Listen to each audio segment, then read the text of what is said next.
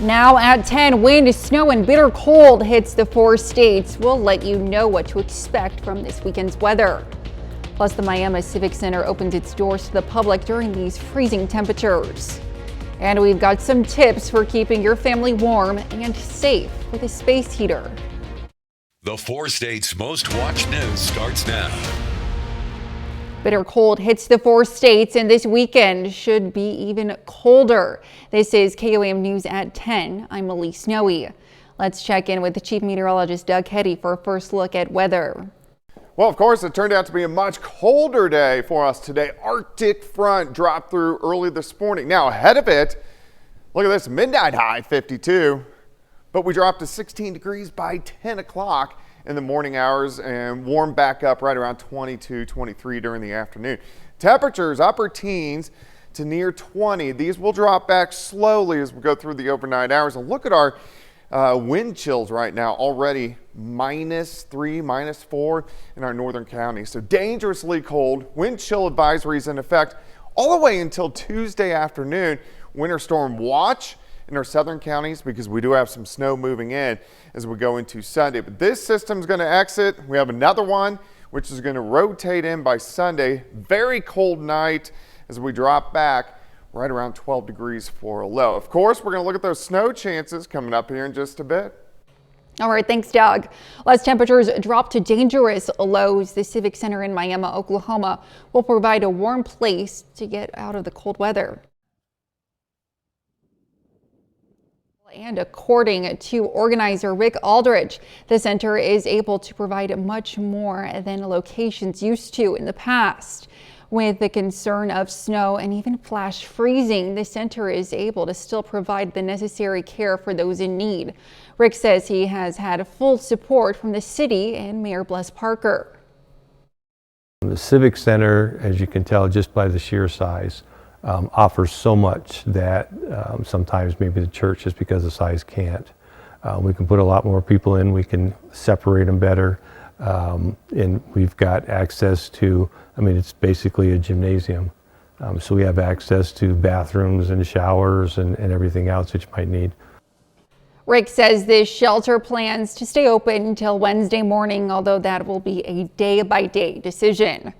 If you have to get out in this cold, make sure and bundle up, but don't forget to make sure the utilities in your residence are protected against the cold as well. Pittsburgh Utilities says there are ways to keep your water pipes from freezing. People make sure that they either let their faucets drip, they open up cabinets, especially on exterior walls, especially if they're a north-facing wall or a west-facing wall, that they open up their cabinets and make sure there's heat from the house able to get in their cabinets. If they need to keep a pipe dripping to make sure that their water pipes don't freeze, make sure that all their crawl spaces are closed up. Remember, the cold can be dangerous. If you have to leave the house, we've got tips for avoiding hypothermia on our website, KOAMNewsNow.com. Well, the Kansas City Chiefs will host the Miami Dolphins on Saturday in what is expected to be one of the coldest games ever played at Arrowhead Stadium. The Chiefs recommend people wearing layers and covering all exposed skin. They're also allowing guests to carry in blankets and cardboards no longer than 3 by 5 feet to be used as floor mat to protect their feet from the cold concrete are also allowed in the stadium. Some 4-state diehard fans will bundle up to watch the game. They share some of their strategies to keep themselves warm. We're layering up when we go inside. It's all about keeping our feet warm, our hands warm, and our faces covered and staying as warm as we can. Well, we went to the AFC Championship game last year when we beat the Bengals, and we're just good luck. So we know if we're there, we're going to win. Arrowhead Stadium will offer warming stations to help fans stay warm. Hot chocolate will be available for purchase in the stadium as well. Everyone is talking about layers and making sure you have enough stuff on to make sure they stay warm. On a Saturday, the feel-like temperature is expected to be below 0 at kickoff. Mark Pelosi talks to a doctor about preparing for the cold. We suggest layers, no skin showing, cover up all your skin, wear multiple pairs of gloves, multiple pairs of socks. Some fans are gearing up for Saturday's game at Rally House on the plaza. So we got a bunch of scarves, all the scarves you could ask for. We're actually kind of running through our Chiefs beanies. So come in, get them while you can. Tyler Morton flew in from San Antonio and could not believe the weather in Kansas City. We were actually in the airport this morning thinking about it, jokingly saying, hey, it's going to be the coldest game in history, so let's go check it out. We're going. We're doing it. Let's do it. Go Chiefs. For those traveling to Sunday's game as a family, doctors say it is important to make sure young children are dressed for the conditions. Staying in a warm car as long as possible will help kids immensely. Kids are going to get colder faster than adults do, even with proper, wearing of clothes and things like that. So if they've got time to sit in the vehicle a little bit longer when they're out in the parking lot before they come in would also be another great thing to just kind of prep them. To make sure you safely attend Saturday's game, doctors recommend the buddy system to ensure someone is looking out for you. Find a friend this weekend at the Chiefs game and make sure they're watching out for you. Make sure somebody's watching out for you and you're watching out for your friends. Doctors also advise that alcohol, even in moderation, could be dangerous on Saturday, so make sure your friends stay safe. A reminder, many communities across our area have warming centers where people can escape the cold. They include a number of libraries, senior centers, and other facilities. Some are open only when temperatures drop below 32 degrees and access might be limited to business hours. And many will have specific rules to ensure public safety. You can find a list of dozens of area shelters along with contact information on our website, KOAMnewsnow.com. And with these temperatures, you might feel inclined to pull out a space heater. But first, you should be aware of the potential dangers these devices have. Earlier today, I learned some tips to keep you safe and warm while using your heater. As cold temperatures hit the 4 states, many folks will be grabbing their space heaters to warm up. Those using space heaters should be aware of the risks that come with heating your home. Space heaters are necessary, but they are dangerous. The Webb City Fire Department says around 1/3 of house fires in the winter time are related to heating devices like space heaters. One of the main issues that cause fires, extension cords. If you're using an electric heater or a space heater, plug it directly into the wall. Do not use extension cords or power strips. A lot of those aren't designed to take the heat and they'll overheat and cause fire themselves. So always directly into an outlet. Now, proper placement for your space heater is crucial. You're going to want to make sure it's about 3 feet away from any combustible materials and your kids. Never leave a space heater in our room alone with unattended children or pets. If your space heater is a little older, you might want to ensure that it has the proper safety features that are on space heaters on the market today. The space heaters are going to have the same safety features. If they tip over, they're going to turn off. And there is a variety of them. Some have, just the wires in them. Some have ceramic plates. Some are quartz. And always ensure the product you're using has a symbol of trusted safety and performance. You want to make sure they're all, they should be UL labeled. Don't, be careful buying stuff off the internet because you never know what you can get. They don't have to be, sanctioned under some of the government programs. The Webb City Fire Department also says to make sure your space heater is turned off when you know it will be unattended. Later in sports, big night for an area rivalry. Broadcast the highlights from Fort Scott versus Field Kindley in just a few minutes. But up first, a Joplin health provider is helping people get signed up for open enrollment in the healthcare marketplace. Family member in need of care in the home. Phoenix. Authorities say a man on a dirt bike struck a pedestrian while fleeing the police. The incident happened last night just before 7 on Main Street in Choteau, Oklahoma. The driver of the dirt bike, Brent Maynor, and the pedestrian, John Farmer, both from Choteau, were pronounced dead at the scene. Authorities in Jasper County are searching for a man they say stabbed an 18-year-old in the neck at a bus stop. This is a surveillance image of the suspect in the car he's believed to have been driving. Authorities say they responded to the bus station in Duneweg and found an 18-year-old from Broken Arrow, Oklahoma, with a stab wound in his neck. He was taken to the hospital and is said to be in stable condition. If you have any information on the suspect on this case, you are asked to contact the sheriff's office. Open enrollment for the healthcare marketplace is closing soon, so Access Family Care is helping people sign up. The marketplace provides people with a chance to get more affordable health insurance, but some users aren't sure how to navigate it. That's where Access Family Care comes in. They help people pick the right coverage for them based on what they can afford. They also help simplify the process. Some people, though, it gets a little overwhelming when they start asking, different questions and things. And some people just don't like to get on the computer. Maybe feel like they're not technology enough to do. So that's why we're here to help. And it is a simple process. The deadline for open enrollment in the healthcare marketplace is Tuesday, the 16th. Well, Doug's up next with the forecast, and a little later, Spiva Center for the Arts invites the public to get out of the cold and enjoy 3 new exhibits. Play for your chance to win up to 50.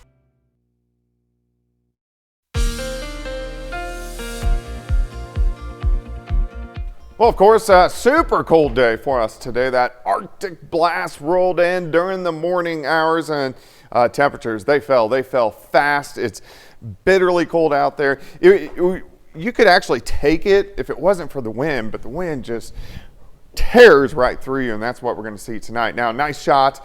Cornell Arts and Entertainment Complex, of course, downtown 7th and Joplin Street. We're looking off toward the north and to the east, and look at the flags just blowing like crazy as the winds are going to be sticking around. Look at this Arctic air. It's 2 in Sioux Falls, 3 in Lincoln, 13 in Kansas City, and these temperatures will continue to drop. Now, we've been kind of hanging out upper teens to near 20, but most of us are going to drop back right around 12, 13 degrees later on tonight. Still, those northwesterly winds kicking in. They're going to back down a little bit, and then they'll start to really kick back up once we get into tomorrow afternoon. So right now we have wind chill values about 0, -5 to about 5 above. These are going to drop as we go through the overnight hours. Let me stop for you tomorrow morning. -12 Iola, 2 Neosho, -5 in Nevada. Let's continue into tomorrow evening. Look at these wind chill factors. -5 to -15. So dangerously cold temperatures. Watch this. Sunday morning, -20 to -25 degrees. Don't forget about the pets. They don't like being outside either. All right, so this storm system rotating out of here. We're clearing out. We will get some clouds in here as we head into late tomorrow morning. There's a weak little wave, may give us a few flurries. Next storm system building out across the Pacific Northwest. That's the one that's going to give us some light snow as we head into Sunday. Now, until then, we look okay. It's just going to be bitterly cold. 10, 11, 12 degrees tonight. Let's go into tomorrow afternoon. You can see a few light little snow showers, mainly in our northern counties. High temps, only about 16 or 17 degrees. Watch the temps bottom out tomorrow night, -1, -2 degrees when we start the day on Sunday. Let's move to 2 p.m. Sunday afternoon. Look at the light snow, moderate snow once you get into our southern counties, but bands of light snow through the evening, and then periods of light snow Sunday night into Monday morning. I want you to notice the temperatures. We're about 5 degrees, so anything that drops will stick. So let's look at amounts. Now, I like to start low and work my way up. So these are conservative. Dust into an inch in our northern counties. Let's say Pittsburgh, Joplin, 1, maybe 2 inches. Closer to 3 in our southern counties. There's a better chance of these amounts going up than down. But of course, either way, we're going to keep our eyes on it as we go through the next 48 hours. So we are going to have some road impacts on our snowometer for Sunday, also into Monday. So be careful, of course, with the cold, and then also some light snow. Alert days next 3 days due to wind chill advisories, also some snow, dangerously cold, near record lows. 17 tomorrow, only 8. 8 for a high. On Sunday, only 11. On Monday, -2. Start Tuesday morning. Finally, we get just a little bit above freezing as we go into Wednesday and Thursday of next week. Elise?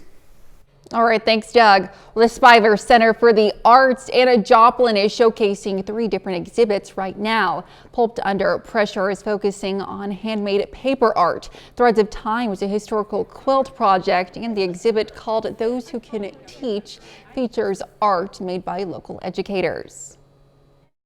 My older brother, who's 11 years older than me, was drawing cartoons and things like that whenever I was a kid, and I was really fascinated by all of it, and so that's really what drew me into it and attracted me to it.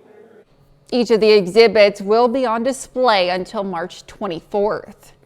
Well, still ahead, the Kansas City Chiefs make their final preparations ahead of their playoff game against the Miami Dolphins.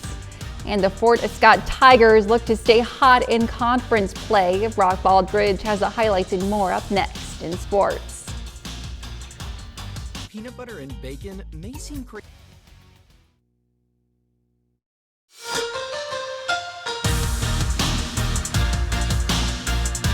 Well, we are just getting things started in SCK conference play as both the Fort Scott boys and girls basketball teams are off to blazing hot starts. The girls remain undefeated while the boys are 7-1 to begin the year.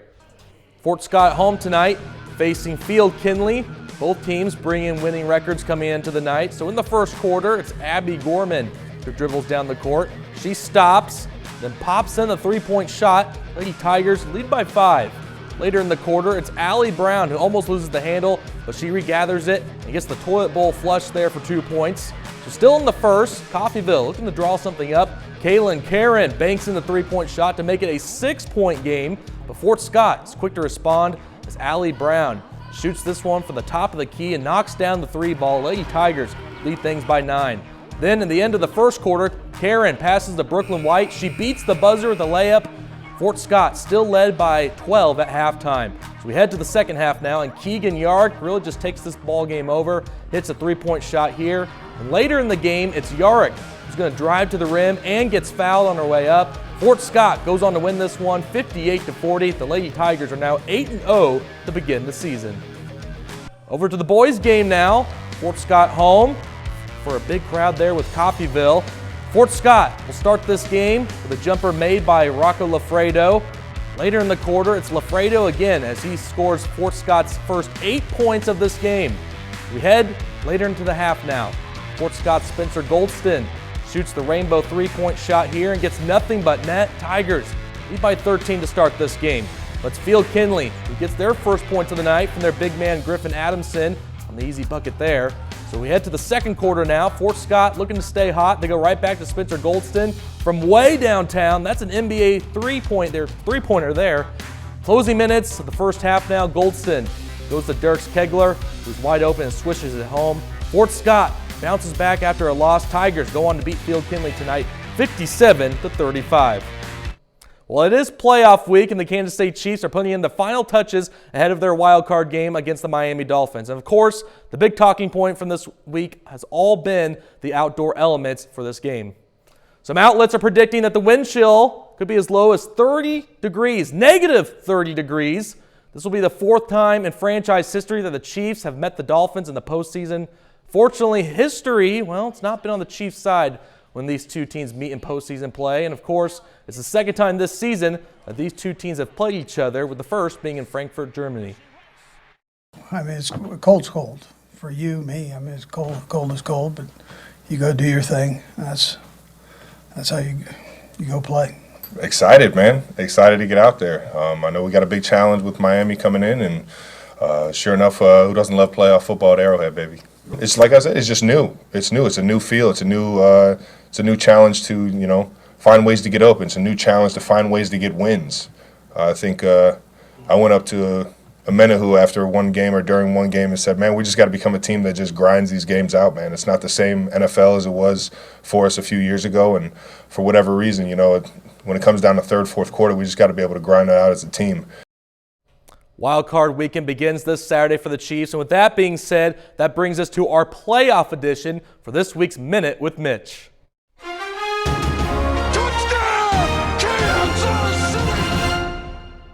It's playoff time, and this week the Chiefs preparing for maybe the coldest postseason game they've ever had. It's also easy to take for granted that Kansas City has won 11 postseason games the past 5 years, after winning 9 in the 57 years prior to that. My mind goes back to last season when veteran Carlos Dunlap, who had never won a playoff game in 12 seasons, won his first when the Chiefs beat Jacksonville in the divisional playoff round. And I remember the tears in his eyes. How about this year's team? Linebacker Drew Tranquill, who lost the only playoff game he's ever been in. Take it from someone who waited 21 years for a playoff win. You never forget the first one. This week, the Chiefs will try to advance. But for a couple Chiefs, it's even bigger than that on this Minute with Mitch.